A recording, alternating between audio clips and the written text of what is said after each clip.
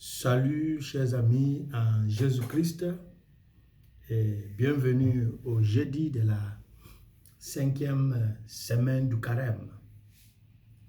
L'Église nous propose le livre de la Genèse, chapitre 17, versets 3 à 9. Psaume 105 et l'Évangile selon Saint Jean, chapitre 8, versets 51 à 59. Suite à cette lecture, nous méditons autour du thème « Avoir la foi en Abraham, mais rejeter Jésus » ou « Foi en Abraham, mais le rejet de Jésus ».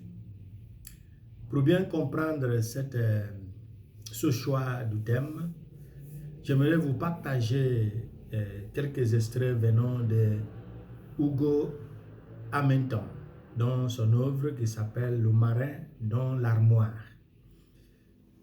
Hugo disait « Les gens disent qu'on est innocent, mais ce n'est pas vrai. Vous héritez de toutes sortes de choses pour lesquelles vous ne pouvez rien faire.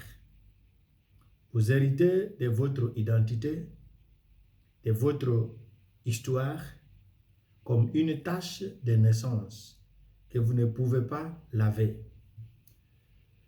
Nous sommes nés à la tête tournée vers l'arrière. Mais ma mère dit que nous devons maintenant regarder vers l'avenir. Vous devez gagner votre propre innocence, dit-elle. Il faut grandir et devenir innocent. Il faut marquer la phrase. Il faut grandir et devenir innocent. Depuis que Jésus a porté sur fond de jugement sur la foule juive qui lui avait amené la femme adultère, dans l'évangile de Saint Jean chapitre 8, verset 1 à 11 qu'on a lu, je crois, avant-hier, son enseignement s'est concentré sur les énigmes concernant l'autorité dont il dispose pour faire valoir les diverses affirmations qu'il fait. Dans l'évangile d'aujourd'hui, Jésus arrive à l'une de ces déclarations affirmatives que les biblistes considèrent comme l'affirmation de « je suis ». I am statement en anglais, I am. Et si vous regardez l'évangile de Saint Jean, il est rempli de phrases telles que je suis la parole, je suis le verbe, je suis l'eau vive, je suis le chemin à la bergerie, je suis le pain du ciel, je suis l'eau vive, je suis la vérité, la vie et le chemin, je suis. Et la principale de toutes ces déclarations, aujourd'hui, c'est affirmé à travers cette phrase « Amen, Amen, je vous le dis, avant qu'Abraham fût moi, je suis ». Ici, il ne parle pas qu'il est tel ou tel, mais « je suis ». Il est qui il est. Jésus essaye par là d'enseigner qu'il n'est pas simplement ou seulement le Fils de Dieu, mais Dieu lui-même, qui est apparu sous forme humaine. Pour le juif, c'est le point culminant du blasphème. Dieu ne peut qu'envoyer ses anges et non prendre forme humaine, ou voir intervenir ou interférer dans les activités ou les affaires quotidiennes des humains. Cette affirmation de Jésus constitue un changement radical par rapport à la religion déjà établie, qui tient Abraham en haute estime. Jésus n'a rien contre Abraham, et Jésus non plus n'a blasphémé.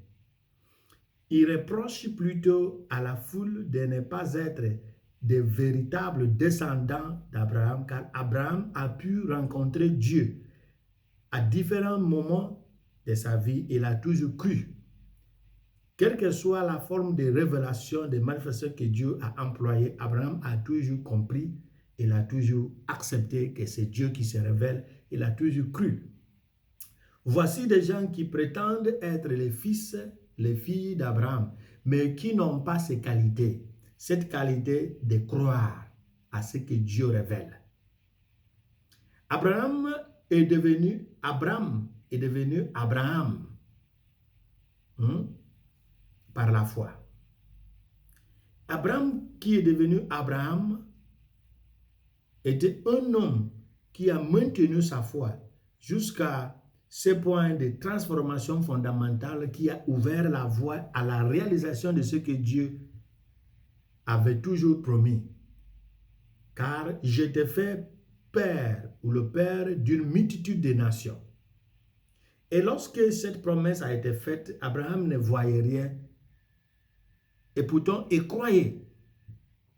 Lorsque Dieu promet d'étendre cette alliance aux descendants d'Abraham, il ajoute, « Quant à toi, tu garderas mon alliance, toi et tes descendants, après toi, à travers leurs générations. » Alors, ce qui signifie, ce qui exige l'accomplissement de cette promesse en faveur des descendants d'Abraham, c'est la mise en pratique des ordonnances, des décrets et des commandements de Yahvé. Pour Jésus, aucune revendication du droit de descendance d'Abraham n'est acceptable sans l'obéissance au commandement de Dieu. Et ceci explique ce qu'il a dit. Si quelqu'un garde ma parole, il ne connaîtra jamais la mort.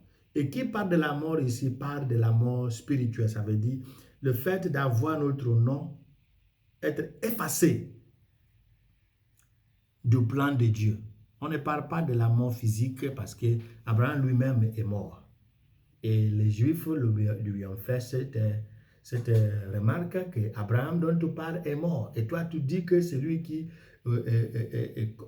gardera tes commandements ne connaîtra jamais la mort. Et pourtant, Abraham est mort. Raison pour laquelle Jésus leur a dit cette phrase qu'il a prononcée aujourd'hui. Donc, ceux qui sont arrachés de la page de la vie sont ceux qui sortent volontairement du livre de la vie par la désobéissance. Et c'est pourquoi Patricia Briggs nous dit dans son œuvre « Cri au loup », l'identité était une partie en héritage. L'identité était en partie en héritage, en partie une éducation, mais surtout les choix que l'on fait dans la vie. La revendication à la descendance d'Abraham ne sera pas simplement un héritage, mais un choix de rester dans l'alliance scellée entre Dieu et Abraham. Et cette alliance, Dieu nous a donné une condition. Et cette condition, c'était bien dire, c'était bien prononcer dans une alliance entre Dieu et David. Si tes enfants m'obéissent, tu auras toujours un descendant, la descendance sur le trône. Mais s'ils ne obéissaient pas à mes ordres, c'est le contraire qui va se produire. Et grâce à Dieu, Jésus a accompli cette alliance en étant fidèle à l'ordre et au contenu de cette alliance. Que Dieu nous donne la grâce de croire en Abraham et de croire en Jésus lorsqu'il se révèle. Qu'il nous bénisse, le Père, le Fils, le Saint-Esprit. Amen.